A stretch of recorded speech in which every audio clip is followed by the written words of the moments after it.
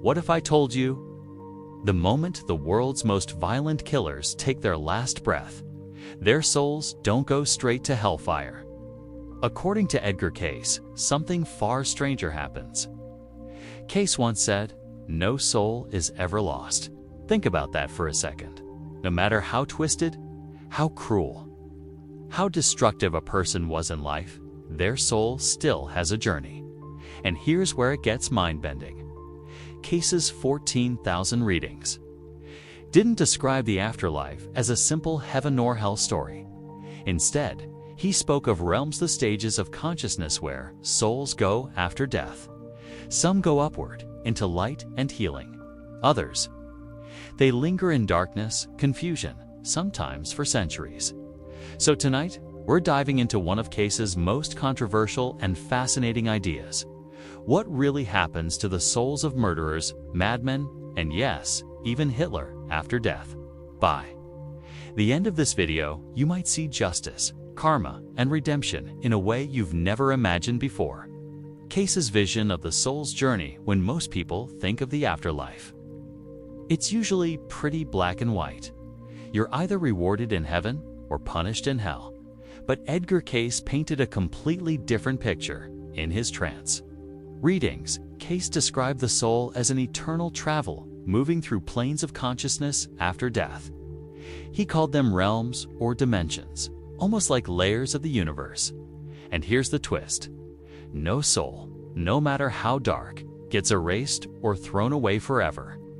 Instead, Cayce said every soul is accountable. Each one has to face the vibration it created in life. You've lived with love, kindness, and service. You move upward into realms of light and peace.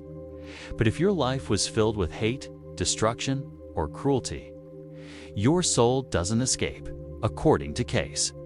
You end up in what he called the realm of confusion. It's not fire and brimstone, not worse in a way. Imagine being trapped in a foggy dream, unable to see clearly, stuck with the echo of your own thoughts and regrets. That's where Cayce said the lost souls go, not punished by some angry deity, but facing the weight of their own actions. And Cayce added something even more startling. The realm of confusion isn't permanent. It's a holding space until the soul is ready to face its mistakes and begin again. Which brings us to the next big question. What happens to those souls who committed terrible crimes, the murderers, the madmen, when they cross over? What happens to lost souls? What actually happens the moment a murderer or a madman dies? Cayce's readings say their soul doesn't suddenly become wise and peaceful. Instead, it carries the same state of mind it had at the moment of death. Imagine this: a person dies filled with rage, fear, or madness. According to Cayce, they wake up in the afterlife, still raging, still confused, still trapped in that broken mindset. They find themselves in the realm of confusion, kind of shadow world. No sun, no sense of direction, no pearly gates. Just a gray fog that feels like being stuck in a nightmare you can't wake up from. Some souls, Cayce said, don't even realize they've died. They wander aimlessly, replaying their crimes, their fears, their obsessions over and over again. And here's the haunting part. These souls sometimes try to cling to the living. Cayce described them as earthbound spirits, drawn to people with similar weaknesses. A murderer's soul might linger near violence. A drunkard's soul might hover around bars. Creepy, right? Almost like spiritual gravity, darkness clinging to darkness. But Cayce was clear. This isn't punishment from the outside. It's self-created. He said, the mind is the builder. In other words, the way you think and live is the world you wake up to after death.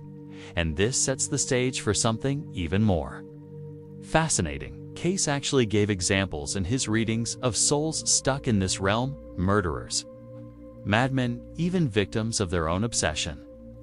Case studies from Cayce's readings, one of the most gripping parts of Edgar Cayce's work is how specific he could be.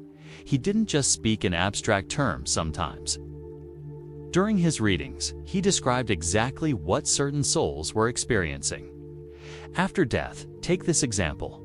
In one session, Cayce was asked about the spirit of a man who had died suddenly after living a violent, selfish life. Instead of describing him resting in peace, Cayce said the man's soul was wandering in darkness and unrest, still confused, still angry.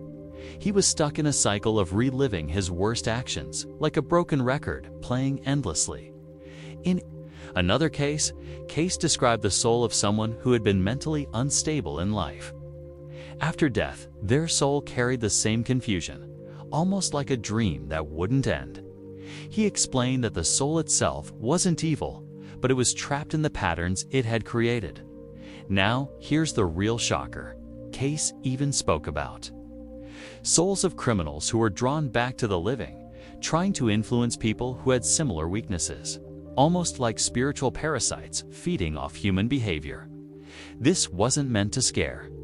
It was Cayce's way of showing that everything we do, every thought, every choice, has consequences beyond death. But don't get too gloomy, because Cayce also insisted that no matter how lost, these souls were not abandoned.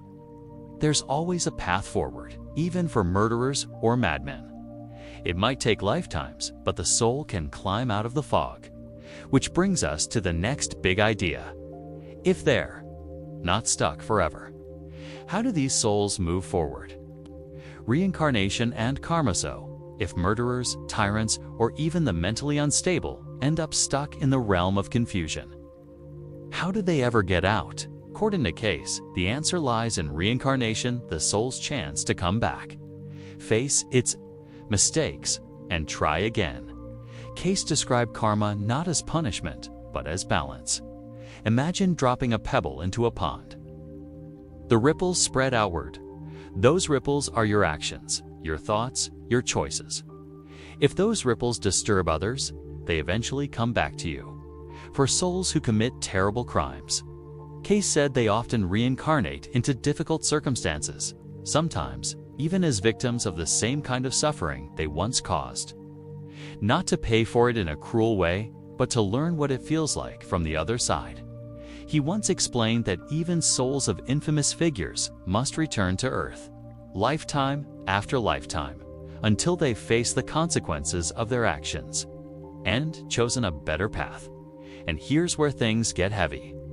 Cayce was asked directly about Adolf Hitler during the height of World War II. His response?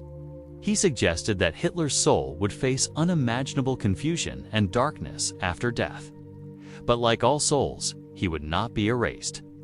Instead, he would eventually have to reincarnate and experience the pain he caused until balance was restored. Yes, that's Cayce's radical teaching. No soul is thrown away. The universe doesn't deal in eternal damnation, it deals in growth, no matter how long it takes. And that's where Cayce's vision flips the traditional view upside down. Instead of heaven and hell being destinations, they're states of being that shift with your growth. But now comes the climax of Cayce's idea, the part that really makes you say, wow. Cayce's most shocking revelation about souls. Here's the jaw-dropper in Edgar Cayce's vision. No soul, not even the worst of the worst, is ever truly lost. That includes murderers, tyrants, the insane, even someone as destructive as Hitler. Cayce said every soul is made of the same divine spark. And no matter how buried that spark is under cruelty, madness, or hate, it can't be destroyed. Yes, Cayce compared the soul's journey to a child learning to walk. Some stumble more than others. Some fall hard, cause damage, or even lash out in anger. But in the long, long arc of time, every soul eventually finds its way back to the source, back to God, back to light. The process isn't quick.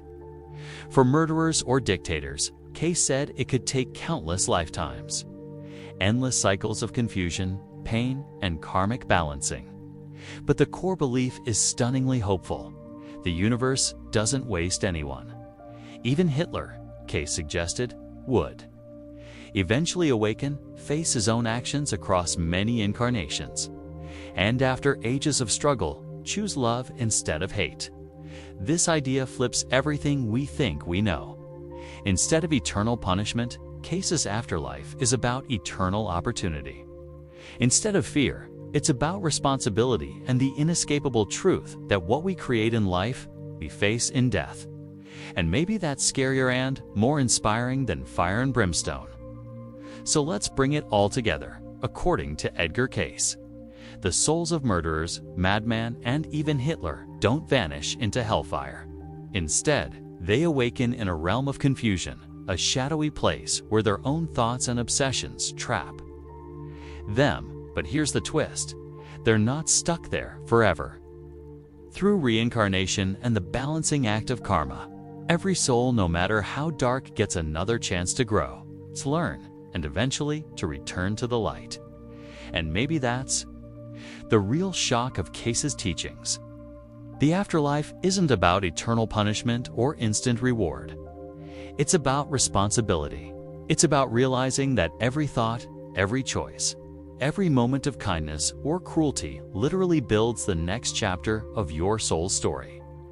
Now, I want to leave you with this question. If Cayce was right, what kind of afterlife reality are you building for yourself today? Drop your thoughts in the comments. I'd love to read what you think. And if you found this journey into Cayce's mysteries fascinating, hit that subscribe button and ring the bell so you won't miss the next deep dive. You might also want to check out my video on which spiritual realm will you enter based on your evolution, because it connects perfectly with what we just explored. Until next time, remember, your mind is the builder, so choose wisely.